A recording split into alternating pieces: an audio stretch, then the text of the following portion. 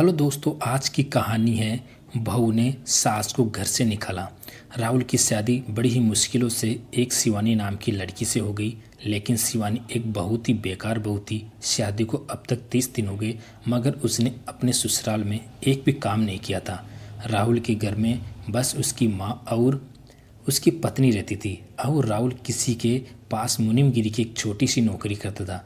परिवार में केवल 3 ही लोग थे, मगर फिर भी घर में क्लेश रहता। तभी एक दिन शिवानी की सास ने शिवानी से कहा कि बहू, अब तुझे 1 डेढ़ महीना हो गया ससुराल आए, बेटी के घर के काम में कुछ तो मदद कर दिया कर। तू चिंता मत कर, सारे काम मैं कर लिया करूँगी। बस तू बेटी खाना ही बना लिया कर, बाकी कपड़े बर्तन और सफाई मैं कर लिया करूँगी। ये सुनते ही बहू ने सास को कहा कि माँ जी, हमारे यहाँ जब तक बहू के हाथ की मेहंदी न उतरे तब तक घर की बहू घर के काम को हाथ तक नहीं लगाती। तब सास ने कहा कि बेटी, 1.5 महीना हो गया, अभी तक तेरी मेहंदी नहीं उतरी। इस बात पर बहू गुस्सा होकर बोली कि माँ जी, आप कहे तो मैं मेहंदी उतारने के लिए चूल्हे में अपना हाथ जला लूँ। ये कहकर बहू रोने लग गई। तब सास ने कहा कि चलो छोड़ो बहू, तुम रहने दो, मैं ही कर लूँगी घर का सारा काम। अब सास सुबह से लेकर रात तक बस काम ही लगी रहती, लेकिन बहू को अपनी सास पर जरा भी दया नहीं आई। बहू इतनी चालाक थी कि हर हफ्ते वो चुपचाप अपने हाथों में मेहंदी लगा लेती थी। तभी एक दिन शिवानी की सास ने अपने बेटे राहुल से कहा कि बेटा, तेरी बहू पूरा दिन घर में बैठी रहती है, तू उससे कुछ कहता क्यों नहीं? मैं पूरा दिन घर का काम करती हूँ, लेकिन तेरी पत्नी शिवानी एक भी काम नहीं करवाती। तभी राहुल शिवानी से घर के काम के लिए कहता है, मगर शिवानी बीमार होने का नाटक करती है और नाटक करते हुए कहती है कि राहुल, शायद मैं तुम्हारे लायक नहीं हूँ। एक तो मेरी तबीयत खराब रहती है, ऊपर से तुम्हारी माँ दिन रात मुझे ताने मारती रहती है। और तो और उन्होंने मुझे ये भी कहा कि अगर मैं घर का कुछ काम नहीं करूँगी तो वो तुमसे कहकर मुझे इस घर से निकलवा देगी। इसलिए राहुल, मैं खुद ही तुम्हें छोड़ देती हूँ। मेरी वजह से तुम सब परेशान हो। अब मैं इस घर में नहीं रह सकती। ये कहकर शिवानी मगरमच्छ के आंसू रोने लगी। तभी राहुल बाहर जाकर अपनी माँ पर चिल्लाने लगा और कहने लगा कि माँ, तुम्हें शिवानी को इतना गलत सलत नहीं कहना चाहिए था। वैसे ही मेरी शादी इतनी मुश्किल से हुई है, क्या तुम इसको भी यहाँ से भगाना चाहती हो? शादी से पहले भी तो तुम अकेली ही काम करती थी, तो अब क्यों नहीं कर सकती? इस बात पर उसकी माँ ने कहा कि बेटा, पहले बात, मैंने तेरी पत्नी को ऐसा कुछ भी नहीं कहा, लेकिन तेरी पत्नी शिवानी को घर का काम तो करना ही चाहिए ना। मैं कब तक काम करती रहूँगी? अब मेरी उम्र भी तो हो चली है, मैं कब खाट पकड़ लूँ पता नहीं। और इस बुढ़ापे में भी तू क्या अपनी माँ से तू काम करवाएगा? तब राहुल बोला कि माँ, काम तो तुम्हें ही करना पड़ेगा।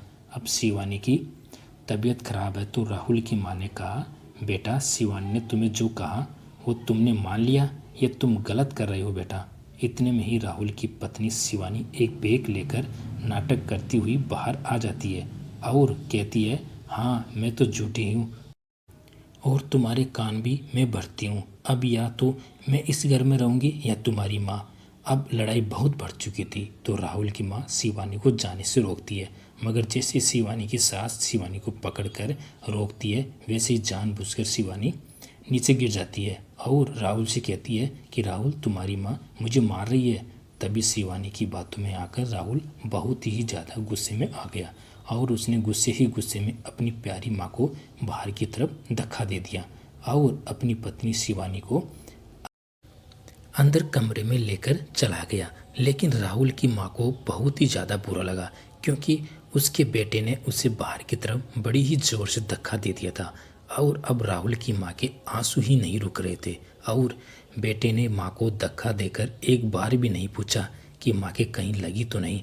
तो उसी समय राहुल की माँ रोती हुई पता नहीं कहाँ चली गई। लेकिन राहुल और उसकी पत्नी को कोई फर्क नहीं पड़ा।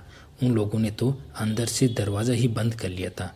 अब कहीं दिन हो गए, लेकिन राहुल की माँ का कोई पता नहीं लगा और घर का काम सुबह शाम अब राहुल करने लगा और उसकी पत्नी बस घर में बैठी रहती, वो कुछ भी काम नहीं करती। अब राहुल सब समझ गया कि उसकी पत्नी शिवानी कितनी बड़ी नाटकबाज थी और उसके चक्कर में उसकी प्यारी माँ भी पता नहीं कहाँ चली गई थी। ये सोच सोच कर राहुल पागल सा हो गया था और वो भी कुछ ही दिनों में अपनी पत्नी को छोड़कर अपनी माँ को ढूंढने निकल गया। और अब कई महीने हो गए लेकिन राहुल भी वापस नहीं आया। न जाने वो कहाँ चला गया था, पता नहीं उसे उसकी माँ मिली या नहीं, कुछ पता नहीं चला। वैसे राहुल की पत्नी तो थी ही बेकार, लेकिन राहुल तो उससे भी बेकार था, जो कि अपनी पत्नी की बातों में आकर अपनी माँ को ही नहीं समझ पाया और उन्हें इतनी बुरी तरह धक्का दे दिया। तो दोस्तों, इस कहानी में आपको किसकी गलती मानते हैं, प्लीज़ कमेंट करके ज़रूर बताना। धन्यवाद।